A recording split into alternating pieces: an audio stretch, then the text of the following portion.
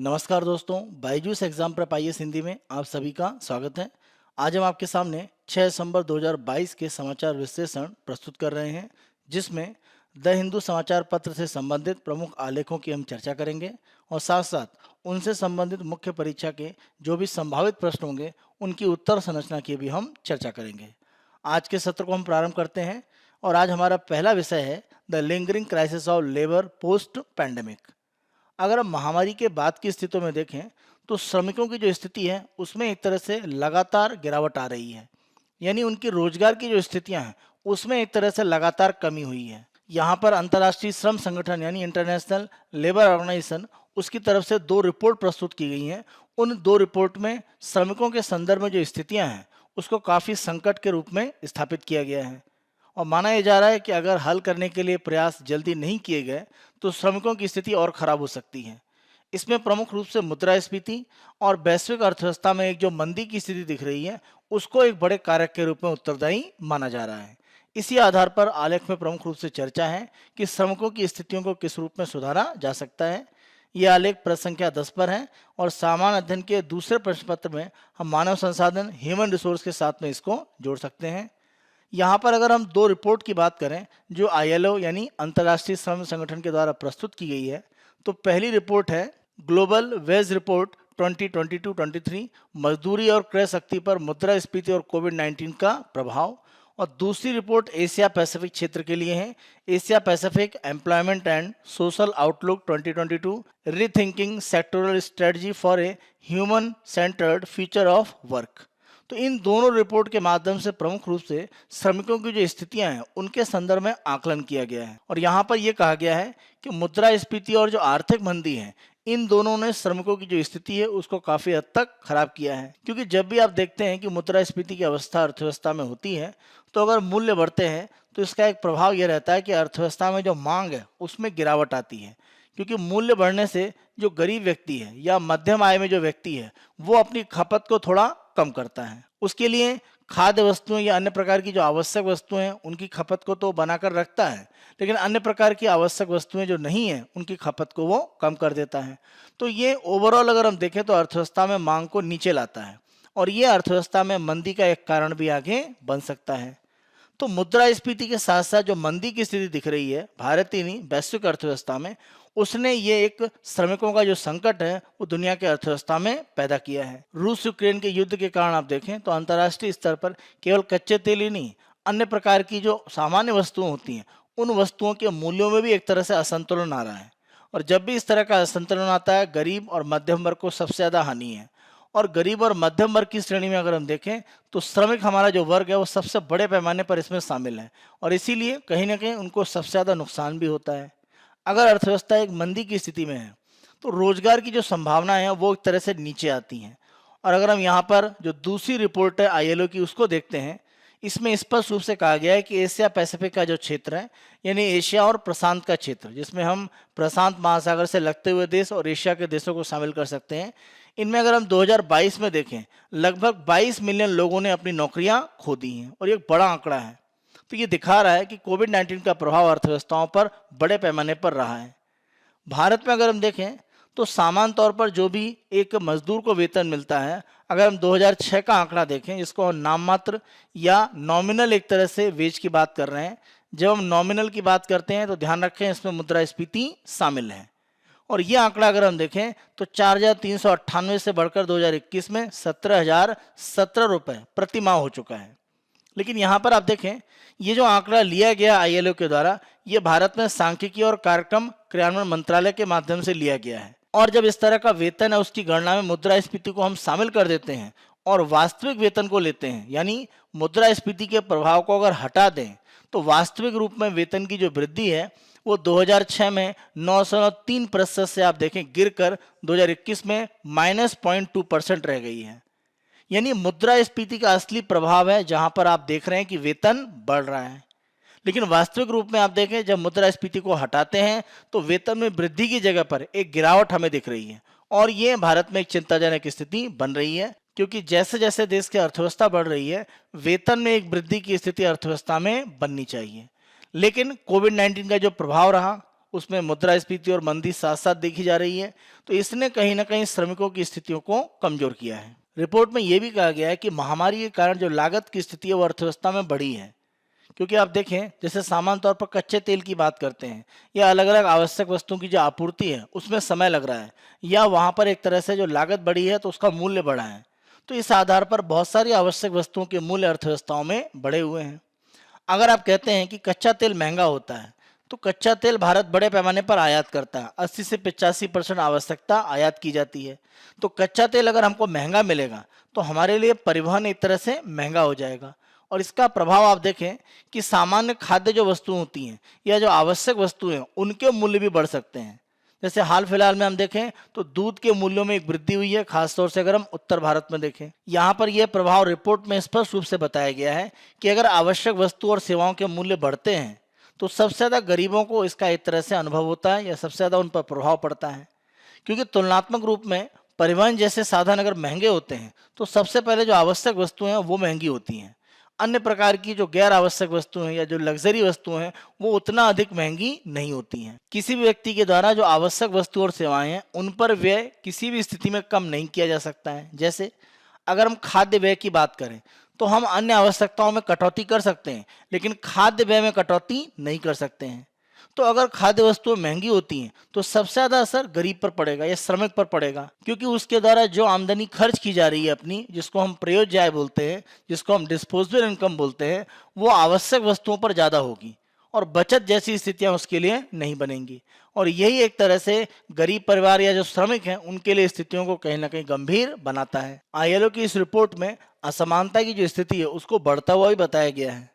यहाँ पर यह कहा जा रहा है कि अगर हम एशिया प्रशांत क्षेत्र की बात करें तो उच्च कौशल वाले जो रोजगार हैं वो कोविड-19 के संकट के बाद आप देखें वहाँ पर रिकवरी काफ़ी अच्छी है। इसका अर्थ यह है कि जहाँ पर ज़्यादा कौशल की आवश्यकता है या कोई प्रशिक्षण की आवश्यकता है उस प्रकार के रोजगार लोगों को वापस मिल रहे हैं, लेकिन जहाँ पर किसी तरह के कौशल की आवश्यकता नहीं है, जहाँ पर किसी तरह के ट्रेनिंग की आवश्यकता नहीं है, उस तरह के श्रमिकों के जो रोजगार हैं वो आसानी से वापस नहीं आए हैं।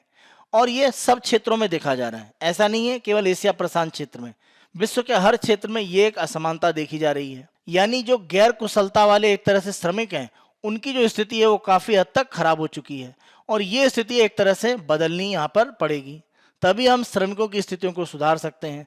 तो ये जो कुशलता और गैर कुशलता का असमानता का भाग है वो तेजी से विस्तारित हो रहा है। यहाँ पर एक आंकड़ा ये भी कहता है कि 2019 से 2021 के बीच में आप देखें उच्च कुशलता वाले जो श्रमिक हैं उनमें रोजगार का जो लाभ है वो लगभग 1.6% बढ़ा है, लेकिन अगर निम्न से हम मध्यम कौशल वाले श्रमिकों की बात करें तो ऐसा कोई महत्वपूर्ण लाभ उनको रोजगार को लेकर नहीं हुआ है। तो यहाँ पर भी आप देखें जो निम्न आय वाला एक तरह से श्रमिक वर्ग है उसको काफी यहाँ पर घाटे की स्थिति दिखती है। G20 के देशों में अगर हम तुलना करके देखें तो G20 में जो विकसित अर्थव्यवस्थाएं हैं, जैसे अगर हम बात करते हैं यूएसए की, यूके, फ्रांस, जर्मनी, और इनकी तुलना अगर हम भारत जैसी उभरती हुई G20 अर्थव्यवस्थाओं से करें तो हम देखते हैं कि वास्तविक मजदूरी की जो औसत स्तर है उसमें बड़े पैमाने पर अंतर है। अगर हम उन्नत अर्थव्यवस्थाओं की बात करें G20 में तो प्रति माह $4,000 की आमदनी देखी जा रही है, लेकिन अगर हम उभरती अर्थव्यवस्थाओं की बात करें तो ये आंकड़ा प्रति माह लगभग आपका $1,800 है। तो यहाँ पर आप देखें लगभग आधे से कम की स्थिति बन रही है। यह जो असमानता की स्थिति बढ़ी हुई दिख रही है, कोविड-19 इसका एक प्रमुख कारण माना जा रहा है। अगर आईएलओ की रिपोर्ट में इस तरह से कुछ असमानता या संकट की स्थितियां दिख रही हैं तो इनको हल करने के लिए उपाय क्या हो सकते हैं। इस रिपोर्ट में आईएलओ के द्वारा कुछ नीतिगत विकल्प बताए गए हैं और जीवन यापन पर संकट ना आ पाए इसके लिए प्रमुख रूप से कुछ कार्य कैसे हो सकते हैं उसके संदर्भ में कुछ सुझाव आईएलओ के द्वारा दिए गए हैं। जैसे पहला सुझाव आईएलओ ये देता है कि वेतन की जो वृद्धि है वो मुद्रास्फीति के अनुरूप एक तरह से होनी चाहिए। जो मूल्य वृद्धि हो रही है उसी के साथ में वेतन की वृद्धि भी रहनी चाहिए, लेकिन हमें ध्यान रखना पड़ेगा कि ज्यादा वेतन की वृद्धि अर्थव्यवस्था में लागत को बढ़ाकर कहीं ना कहीं उत्पादन को प्रभावित कर सकती है। तो वो अंतर हमें ध्यान रखने की आवश्यकता है कि बहुत ज्यादा वेतन बढ़ाकर हम लागत को ना बढ़ाएं, लेकिन जितना मुद्रास्फीति हो रहा है उसी की तुलना में जो वेतन वृद्धि है वो की जाए। यानी अगर मान लीजिए महंगाई किसी वस्तु को लेकर 100 रुपये बढ़ी है तो अगर वेतन भी 100 रुपये बढ़ाया जाता है तो मुद्रास्फीति का प्रभाव लोगों पर नहीं पड़ेगा। तो ये एक पहला प्रयास करने की आवश्यकता है। दूसरा बड़ा प्रयास यहाँ पर आवश्यक ये है कि लैंगिक रूप में जो वेतन का अंतर होता है, यानी पुरुष और महिलाओं के वेतन में जो अंतर है उस पर ध्यान देने की आवश्यकता है, क्योंकि आईएलओ का ये कहना है कि जब भी महिलाएं श्रम बाजार को छोड़ती हैं तो पुरुषों की तुलना में उनके वापस काम पर आने की संभावनाएं कम हो जाती हैं। तो इसीलिए महिलाओं की श्रम में जो भागीदारी है वो लगातार गिर सकती है। तो यहाँ पर लैंगिक जो एक तरह से अंतर है वेतन को लेकर, ये सरकारों के द्वारा समाप्त करना आवश्यक है। इसी के साथ साथ जलवायु परिवर्तन जो अधिकांश समस्याओं के लिए प्रमुख रूप से कारण के रूप में उभर रहा है। जलवायु परिवर्तन के कारण आप देखें अलग अलग प्रकार की जो समस्याएं हैं वो औद्योगिक विकास में देखी जा रही हैं। जैसे अगर हम ऊर्जा उपयोग की बात करें तो जब हम बात करते हैं जलवायु परिवर्तन को नियंत्रित करने के लिए, तो हमें ऊर्जा के उन साधनों पर एक तरह से जाने की जरूरत है जो प्रमुख रूप से आपके हरित साधन हैं। तो ये तकनीक लाने के लिए प्रमुख रूप से हमें बड़े पैमाने पर काम करना पड़ेगा। अन्यथा जलवायु परिवर्तन अगर इसी रफ्तार से होता रहा तो नकारात्मक प्रभाव होगा और वैश्विक अर्थव्यवस्था में उत्पादन गिरेगा और इससे भी श्रमिक की एक तरह से जो मांग है, उसकी जो आमदनी है, उस पर कहीं ना कहीं प्रभाव पड़ेगा। तो जलवायु परिवर्तन के नकारात्मक प्रभाव को दूर करने के लिए जो प्रयास है वो लगातार बढ़ाने होंगे। महिलाओं और लड़कियों से जो भेदभाव की स्थिति है वो दूर करने की आवश्यकता है और इस प्रकार इनकी जो भागीदारी है वो हम एक तरह से श्रम में बढ़ा सकते हैं। और अगर ऐसा होगा तो आर्थिक रूप में जो लाभ है वो देश की अर्थव्यवस्था में और ज़्यादा बढ़ेगा। इसी के साथ साथ गरीबी, भेदभाव, हिंसा और बहिष्कार, इस तरह की जो स्थितियां हैं उनको हमें हटाने की आवश्यकता है।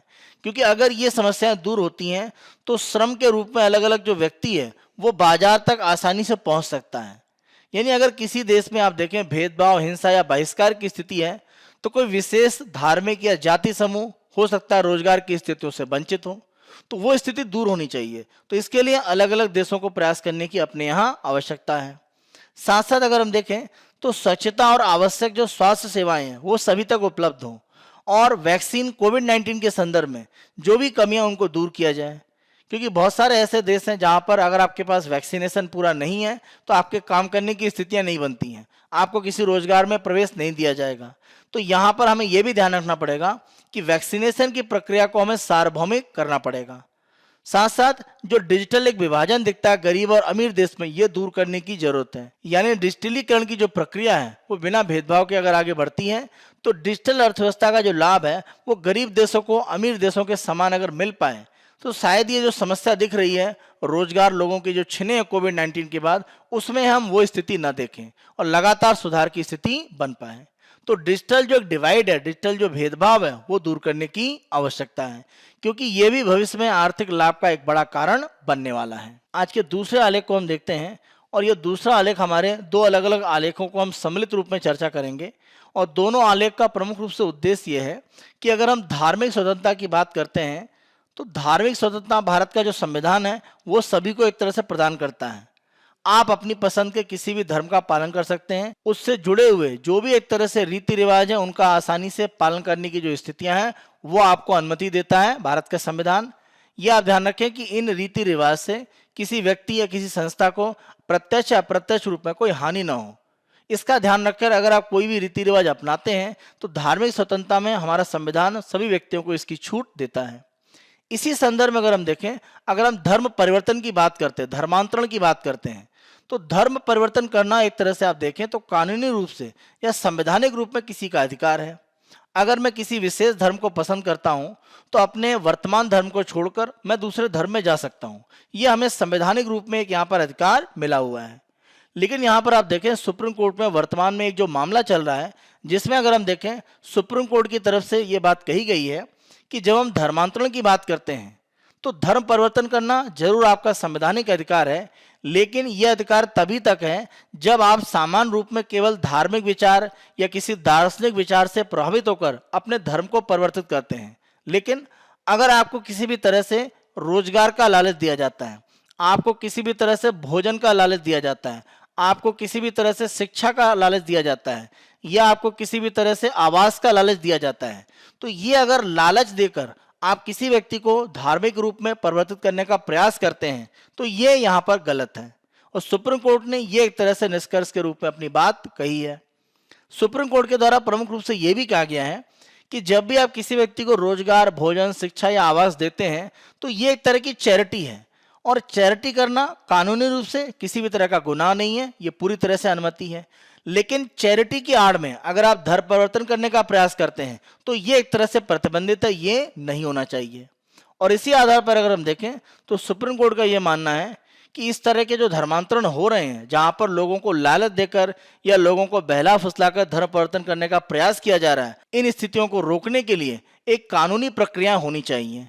अलग अलग राज्यों में आप देखें धर्मांतरण को लेकर अलग अलग कानून है और उसके सही उपयोग भी हैं और कुछ गलत उपयोग भी हैं। यहाँ पर अगर हम गुजरात राज्य में Gujarat freedom of religion act 2003 की बात करें, जिसमें 2021 में संशोधन किया गया था, उसका एक जो प्रावधान है उसके ऊपर न्यायालय की तरफ से स्टे लगा हुआ है और ये प्रावधान इस कानून के सेक्शन 5 से संबंधित है। 2003 का गुजरात में ये जो कानून है उसके अगर हम सेक्शन 5 की बात करें तो उसमें स्पष्ट रूप से कहा गया है कि अगर प्रत्यक्ष या अप्रत्यक्ष रूप में कोई भी धर्मांतरण होता है तो इसके लिए जो डीएम है, डिस्ट्रिक्ट मजिस्ट्रेट है जिले का, उसकी अनुमति आवश्यक है।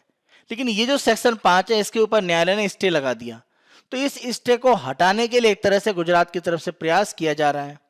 तो यहाँ पर अगर हम देखें तो धर्मांतरण को लेकर स्थिति बिल्कुल स्पष्ट है कि धर्मांतरण अगर आप किसी भी अपने दार्शनिक या अपने विचारों के आधार पर करते हैं, अपने रीति रिवाज में परिवर्तन करने के नाम पर करते हैं, तो वो आपको एक संवैधानिक अधिकार है।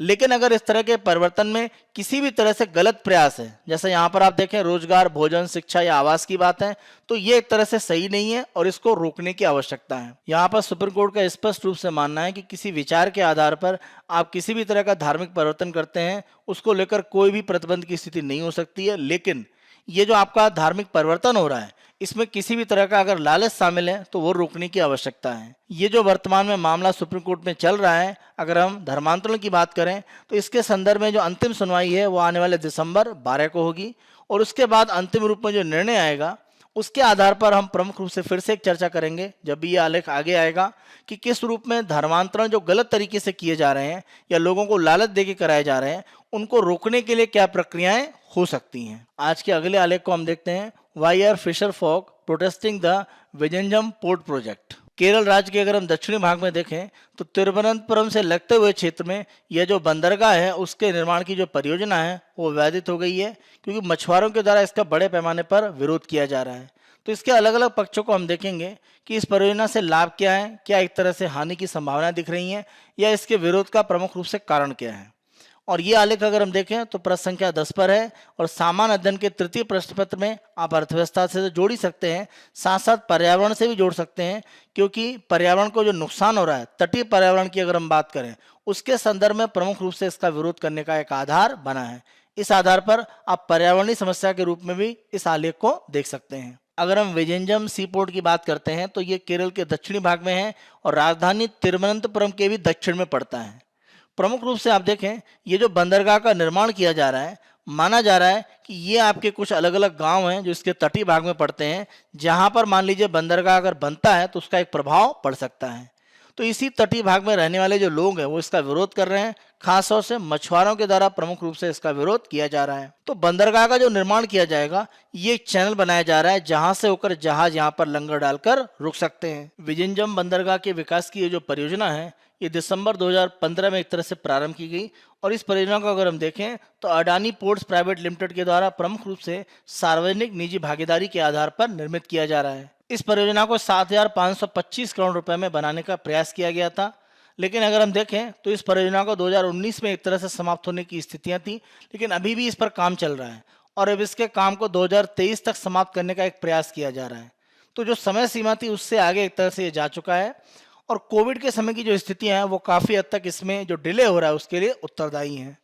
बंदरगाह में आप देखें 30 बर्थ बनाए जा रहे हैं जहां पर लंगर डालकर जो भी जहाज का सामान है वो उतारा जा सकता है। इस बंदरगाह को एक तरह से ट्रांसशिपमेंट पोर्ट के रूप में विकसित किया जा रहा है। जब हम ट्रांसशिपमेंट की बात करते हैं तो किसी एक जगह से मान लीजिए बंदरगाह से कोई सामान दूसरी जगह बी पर जा रहा है तो बीच में एक आपका इंटरमीडिएट बंदरगाह होता है जहाँ पर एक कुछ समय के लिए लंगर डालता है। यानी हो सकता है कुछ सामान को यहाँ पर उतारे और नया सामान एक तरह से यहाँ पर लादा जाए और आगे जहाज बढ़ जाए। तो ये ट्रांसशिपमेंट एक तरह से सेंटर कहलाते हैं। जैसे अगर हम भारत के आसपास देखें तो कोलंबो, सिंगापुर और दुबई प्रमुख रूप से ट्रांसशिपमेंट एक पोर्ट माने जाते हैं।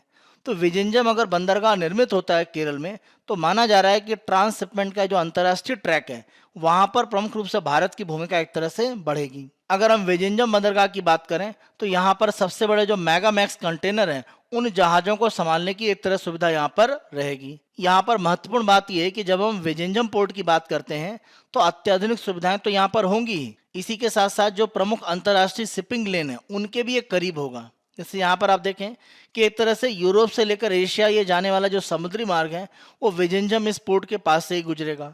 अगर हम एक महत्वपूर्ण समुद्री मार्ग के रूप में देखें तो उस स्थल के अगर पास में विजिंजम बंदरगाह बनता है तो ये भारत के लिए अंतर्राष्ट्रीय रूप में जो भी समुद्री व्यापार है उसको प्राप्त करने की स्थितियां भी बनाएगा। और इस रूप में आप देखें तो इस बंदरगाह का सामरिक महत्व भी है। आप ध्यान रखें, चीन के द्वारा पाकिस्तान में अगर हम देखें तो उनके द्वारा ग्वादर बंदरगाह एक तरह से बनाया जा रहा है। इसी के साथ साथ अगर हम देखें तो म्यांमार में उनके द्वारा सितवे बंदरगाह को विकसित किया गया है। और साथ साथ अगर हम श्रीलंका में देखें तो हम्बन टोटा जो बंदरगाह है वो एक तरह से नियंत्रण में है किसके, चीन के। तो ये एक तरह से भारत को समुद्री मार्ग में घेरने की स्थिति है। अगर विजिंजम बंदरगाह विकसित होता है तो इसके माध्यम से हम चीन पर एक सामरिक बढ़त प्राप्त कर सकते हैं हिंद महासागर में। तो इस रूप में भी विजिंजम बंदरगाह का काफी महत्व है। अगर हम इसके प्रमुख लाभ की स्थितियां देखें तो सबसे बड़ा लाभ यह है कि जहां पर विजिंजम बंदरगाह बनाया जा रहा है वहां से अगर हम लगभग 1 नॉटिकल माइल की दूरी देखें तो उस दूरी पर ही आप देखें 20 मीटर समुद्र की गहराई है और ये काफी ज्यादा मानी जाती है। इस आधार पर जो सबसे बड़े एक तरह से जहाज हैं वो आसानी से विजिंजम बंदरगाह पर लंगर डाल सकते हैं। तो सबसे बड़ा लाभ ये है।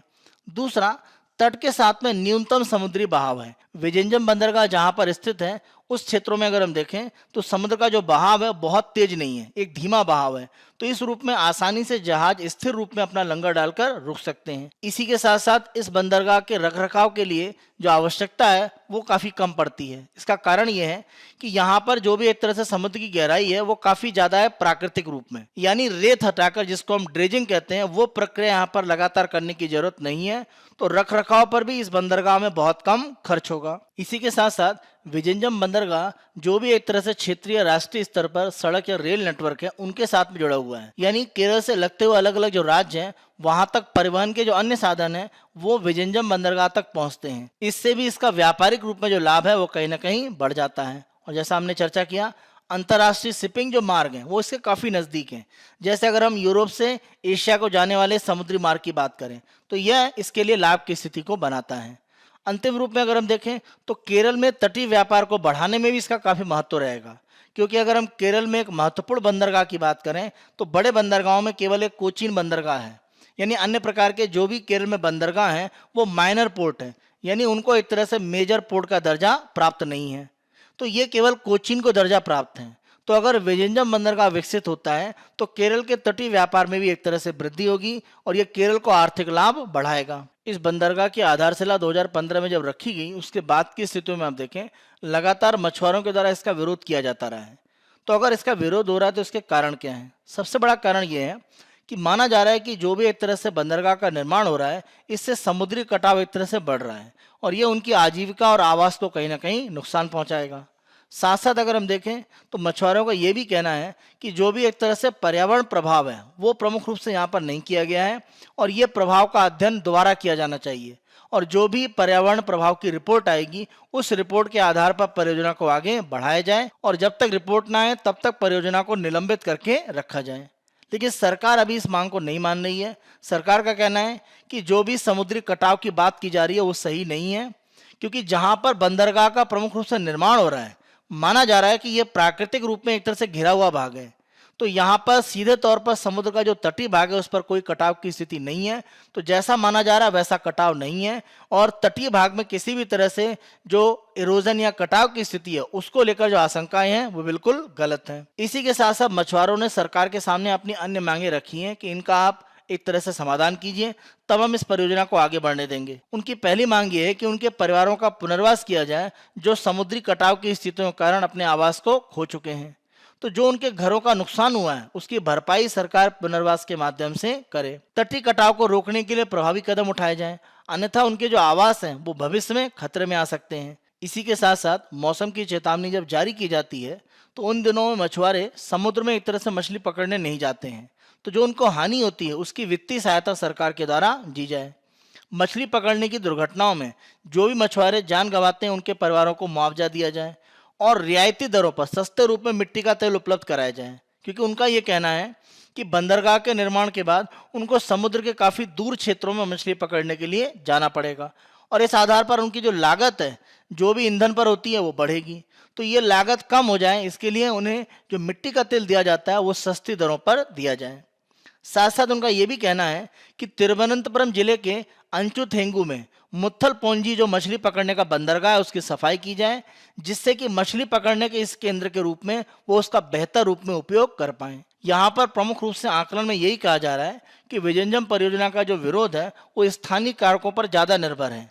जहाँ तक पर्यावरणीय प्रभाव या अन्य प्रकार के जो प्रभाव हैं वो आकलन करने के बाद ये देखा गया कि इसका उतना पर्यावरणीय प्रभाव नहीं है जितना कहा जा रहा है।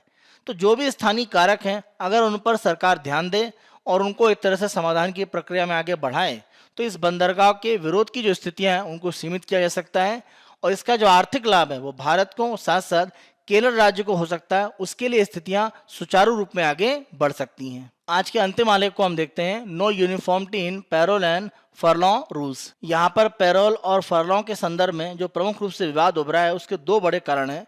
पहला अगर हम देखें तो डेरा सच्चा सौदा के जो चीफ हैं गुरमीत राम रहीम, उनको 20 साल की कारावास है। उसके बाद अगर हम देखें तो उनको 40 दिन का एक पैरोल दिया गया था और उसी पैरोल के समय में उन्होंने ऑनलाइन रूप में सत्संग का आयोजन किया जिसका एक तरह से विरोध किया जा रहा है। दूसरी अगर हम बात करें तो राजीव गांधी हत्याकांड में जो प्रमुख रूप से अपराधी घोषित है एस नलिनी, वो दिसंबर 2021 से अभी जब तक उनको एक तरह से रिहा नहीं किया गया तब तक वो लगातार पैरोल पर थी। अलग अलग राज्यों के स्तर पर आप देखें पैरोल या फरलॉ के जो नियम होते हैं वो अलग अलग होते हैं, यानी जो भी एक तरह से कारावास की सजा काट रहा है उसको कुछ छूट देना।